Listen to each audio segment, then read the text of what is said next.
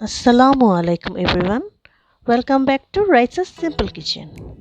সবাইকে পবিত্র মাহে রমজানের শুভেচ্ছা জানাচ্ছি। আমার আজকের রেসিপি ক্রাম চিকেন কাবাব। এটাকে আপনারা ক্রাম চিকেন প্যাটিও বলতে পারেন। এই রমজানে ইফতারে আপনাদের পরিবারের জন্য আপনারা এটা সহজেই তৈরি করতে পারেন এবং এটা সংরক্ষণ করেও রাখতে পারেন প্রায় 1 মাসের মতো। এই জন্য যা যা লাগছে আমি বিস্তারিত ডেসক্রিপশন বক্সে দিয়ে দিয়েছি, সেখান থেকে লিঙ্কটা চেক করে নিন। তবে চলুন শুরু করা যাক। এর জন্য আমি নিয়েছি আজকে 1/2 কেজি বোনলেস চিকেন, 2টো ডিম, আমি ইয়োগটা মানে কুসুমটা এবং সাদা অংশটা আলাদা করে নিয়েছি, ধনেপাতা, কাঁচামরিচ এবং পেঁয়াজ কুচি নিয়েছি প্রতিটি 2 টেবিল চামচ করে। এছাড়া নিয়েছি আমি কাবাব মশলা 2 টেবিল চামচ, যে কোনো ব্র্যান্ডের নিতে পারেন, লবণ, হলুদ, জিরা এবং ধনিয়ার গুঁড়া প্রত্যেকটি 1/2 চামচ করে।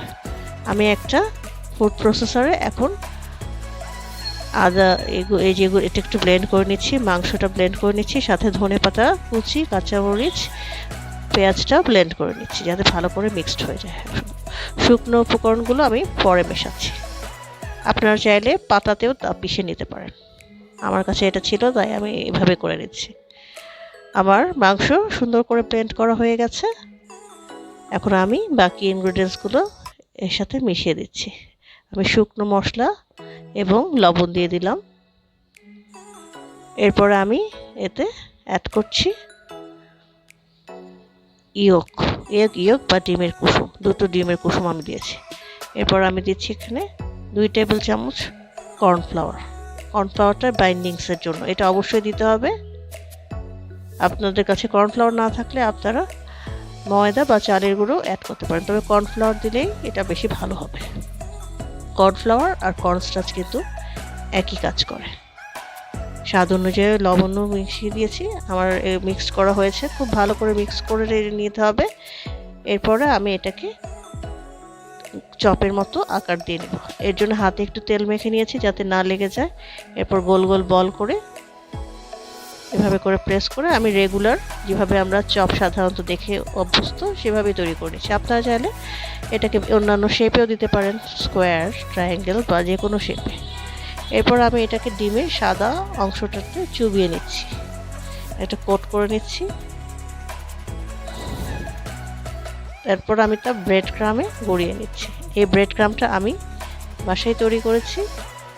এটা খুব সহজে আপনারা তৈরি করতে পারেন, বিস্কিট গুঁড়ো করে বা পাউরুটি শুকিয়ে গুঁড়ো করে। চারিদিকে ভালো করে ক্রামটা লাগিয়ে নেবেন, এভাবে ঘুরিয়ে ঘুরিয়ে লাগাবেন। আমার একটা চপ তৈরি হয়ে গেছে। এভাবে আমি প্রতিটি চপ তৈরি করে নেব।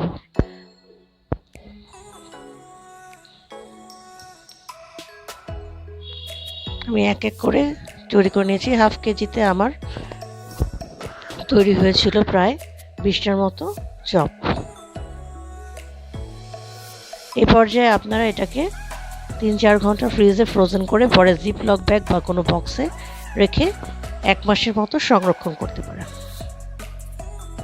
আমি কিছু সংরক্ষণ করব আর অল্প কিছু আজকে ইফতারের জন্য ভেজে নিচ্ছি। এই জন্য আমি একটা লোহার কড়াই নিয়ে নিয়েছি। আমি আজকে শ্যালো ফ্রাই করব। এটাকে চাইলে আপনারা ডিপ ফ্রাইও করতে পারেন, আবার শ্যালো ফ্রাই করতে পারেন। আমি এখানে 2 টেবিল চামচের মতো রেগুলার অয়েল দিয়ে দিয়েছি, রান্নার তেল। এরপর আমি এটাকে মিডিয়াম টু লো হিটে শ্যালো ফ্রাই করে নিচ্ছি। সময় নিয়ে একটু ভাজতে হবে, কারণ ভেতরে কিন্তু চিকেনটা কাঁচা আছে। তাই যদি আপনারা প্রথমেই আঁচ বাড়িয়ে দেন তাহলে বাইরে কিন্তু ক্রামটা পুড়ে যাবে, কিন্তু ভিতরে চিকেন কাঁচা থেকে যাবে। তাই এটাকে সময় নিয়ে ভাজতে হবে।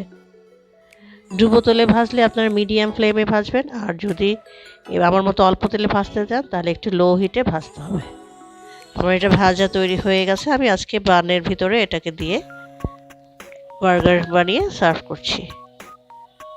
আশা করি রেসিপিটি অনেক লাগলে আমার চ্যানেলটি অবশ্যই লাইক, কমেন্ট এবং শেয়ার করতে ভুলবেন না, এবং অবশ্যই সাবস্ক্রাইব করে নেবেন। আর যারা সাবস্ক্রাইব করেছেন তাদেরকে আন্তরিকভাবে অনেক ধন্যবাদ। ভালো থাকবেন সবাই, ধন্যবাদ।